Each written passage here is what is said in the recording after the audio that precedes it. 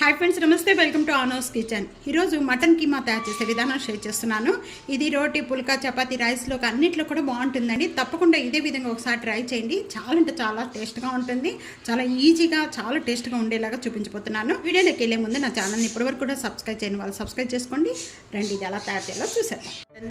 Mutton keema తయారు చేసుకోవడానికి నేను ఇక్కడ 1/2 kg మటన్ కీమా తీసుకున్నాను. సాల్ట్ వేసేసుకొని 3-4 టైమ్స్ వరకు కూడా బాగా క్లీన్ చేసి పెట్టుకున్నాను. కుక్కర్లో యాడ్ చేసేస్తున్నానండి. ఈ విధంగా తప్పకుండా ట్రై చేయండి. కుక్కర్లో వేసిన మటన్ కీమాలో నేను ఒక 1/2 టేబుల్ స్పూన్ సాల్ట్ యాడ్ చేస్తున్నాను. 1/2 table spoon ginger garlic paste. ఈ కైమా అనేది ఉడికిన తర్వాత వాటర్ వస్తుందండి. ఎక్కువగా వాటర్ అనేది యాడ్ చేసుకోవద్దు. ఇక్కడ నేను 1/2 కప్పు వాటర్ యాడ్ చేస్తున్నానండి. హాఫ్లోకి 1/2 వాటర్. 4 విజిల్స్ వచ్చే వరకు కూడా కుక్ చేసుకోవాలి. సైడ్ పెట్టేసుకుందాం. పొడి మసాలా తయారు చేసుకోవడానికి నేను 1 టేబుల్ స్పూన్ మసాలా యాడ్ చేస్తున్నాను. 4 లవంగాలు, కొద్దిగా దాల్చిన ఎండు కొబ్బరి అండి, చిన్న చిన్న పీసెస్ కట్ చేసుకొని వేసుకోవాలి. 2 యాలకులు, ఒక 4 లేక 5 మిరియాలు లైట్గా వేగాలండి. ఈ విధంగా వేగిపోయిన వెంటనే కూడా ఇంకా స్టవ్ ఆన్ చేసేస్తున్నానండి.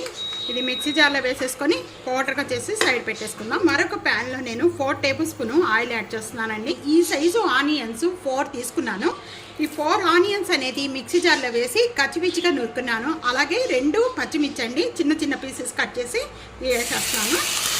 ఇది మీడియం ఫ్లేమ్లో పెట్టేసేసుకొని బాగా పచ్చి స్మెల్ పోయేంత వరకు కూడా వేయించుకోవాలండి. వేగిపోయిన వెంటనే 1 table spoon ginger garlic paste add చేస్తాను. పచ్చి స్మెల్ పోయేంత వరకు కూడా బాగా వేయించుకోవాలి. వేగిపోయిన వెంటనే కూడా నేను ఇక్కడ 1.5 టేబుల్ స్పూన్ సాల్ట్ యాడ్ చేస్తున్నాను. 1/2 టేబుల్ స్పూన్ పసుపు యాడ్ చేస్తాను. 3 table spoon red chilli powder add చేస్తున్నానండి. మసాలాలన్నీ కూడా కొద్దిగా బాగా వేగాలండి. కొద్దిగా వాటర్ యాడ్ చేస్తున్నాను.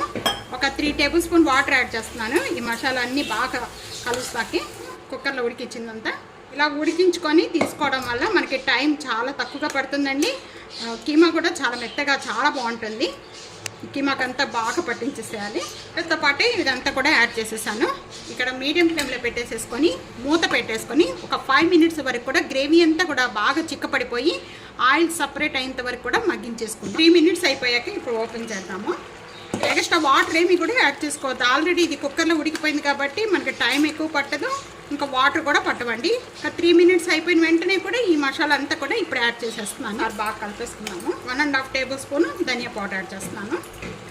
ఇంకా గరం మసాలా పౌడర్ కానీ ఇంకేమి యాడ్ చేసుకునే అవసరం లేదు. బాగా కలిపేసుకున్నాం. 2 మినిట్స్లో బాగా చిక్కబడిపోతుంది. మళ్ళీ మూత పెట్టేసుకున్నాము. మినిట్స్ అయిపోయాక ఇప్పుడు ఓపెన్ చేద్దామండి.